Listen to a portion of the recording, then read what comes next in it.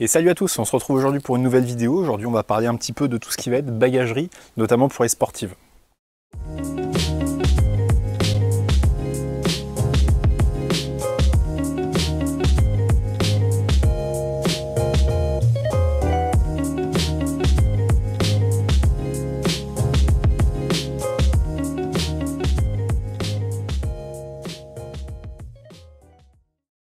Donc niveau bagagerie, c'est un petit peu compliqué pour certaines motos, notamment les sportives, pour trouver un petit peu de place, tout en gardant confort, mais en même temps pas avoir de sac à dos. Donc moi j'ai pris l'option de faire un support de selle. Donc là on est avec du JV. Donc là on a une sacoche JV qui est normalement faite pour les réservoirs, donc elle est un petit peu bombée sur le devant.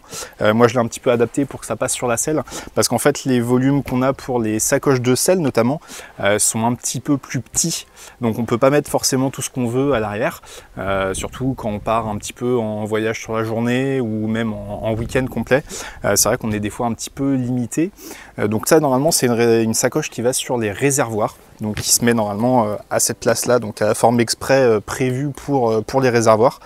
Moi je l'ai adapté un petit peu en mettant des cales pour que ça vienne toucher vraiment tous les bords et éviter que l'arrière ne s'abîme avec la selle. Donc on a un système qui est très facile à utiliser au niveau du support de selle. En fait on a 4 sangles qui passent sous la selle passager, qui sont maintenus avec un système double D, donc du coup ça n'a pas tendance à partir. Moi j'ai mis un petit bout de mousse en dessous pour éviter que ça marque au niveau de la selle, mais on a quelque chose qui est vraiment très bien fini, qui est pas très cher. Le système chez JV il est autour d'une vingtaine d'euros pour la selle. Au niveau du réservoir on est pareil, on est sur 18-20 euros, donc c'est quand même assez raisonnable en termes de coût. Les sacoches varient elles en termes de prix autour de 100 jusqu'à 150 euros, donc c'est vrai que ça c'est un petit peu plus onéreux. Après une fois qu'on a acheté une sacoche, on l'a quand même sur toutes les motos, qu'on revende une moto ou qu'on en achète une autre. En général les systèmes s'adaptent bien, donc c'est vrai qu'on n'a pas trop ce souci là de savoir qu'on va devoir la vendre avec la moto, comme il y avait avant avec les tapis Baxter qui étaient des tapis en cuir adaptés à chaque moto, donc ça coûtait pareil une centaine d'euros, donc une fois qu'on l'avait acheté elle était sur la moto, mais au final si on revendait pas avec la moto, il fallait la vendre à côté, on perdait de l'argent. Enfin voilà, c'était des choses qui étaient un petit peu compliquées et puis pas forcément très utiles pour tout le monde. Donc là on est vraiment sur des supports qui sont très faciles à mettre, pas très chers. On a juste besoin là pour l'arrière, on a besoin de rien en fait, on a juste les sangles qui sont fournis avec. Pour le réservoir on a 3 à 4 vis qui sont à mettre sur le support de bouchon du réservoir, donc c'est pareil, c'est super facile à installer. Là-dessus il n'y a pas trop de soucis. Donc pour la positionner, c'est pas très compliqué, hein. Dessus c'est un système donc qui s'appelle Quadlock. En fait on a un petit système à l'arrière, je vais voir un petit peu plus près. On a un petit système à l'arrière avec des agrafes, donc en fait le support vient se positionner à l'intérieur et pour la détacher on a juste besoin de faire une petite pression et il se détache tout seul. Donc c'est vrai que c'est assez facile à mettre, il y en a pour 5 secondes.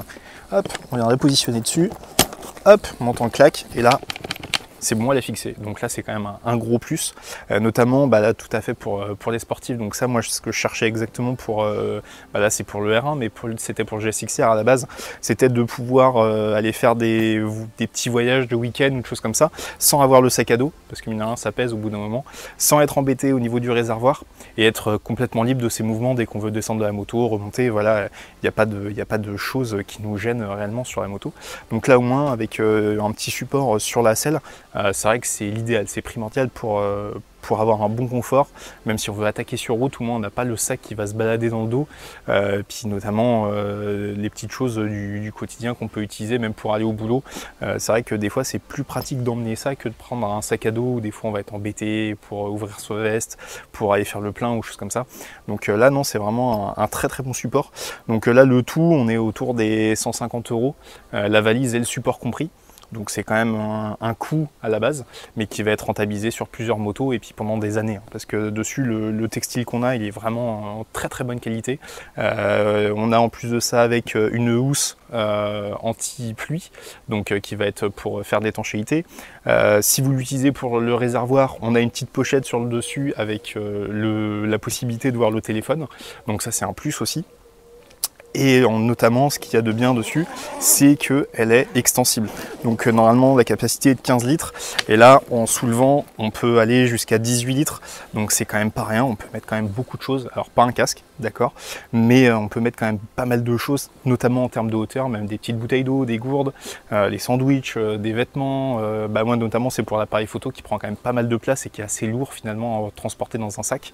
Là au moins, on n'a pas le poids sur le dos et on peut rouler en toute tranquillité. C'est pas un système qui va s'arracher du jour au lendemain. Donc beaucoup de mes potes me disent que c'est ultra laid. Alors certes c'est ultra laid, mais c'est ultra confort. Au moins on n'a pas de sac à dos sur le dos. On peut faire ce qu'on veut, même pour aller se balader. On a une petite sangle qui est fournie avec, où on peut l'attacher en bandoulière.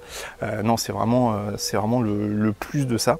Les petits moins, c'est qu'elles sont un petit peu trop rigides en dessous.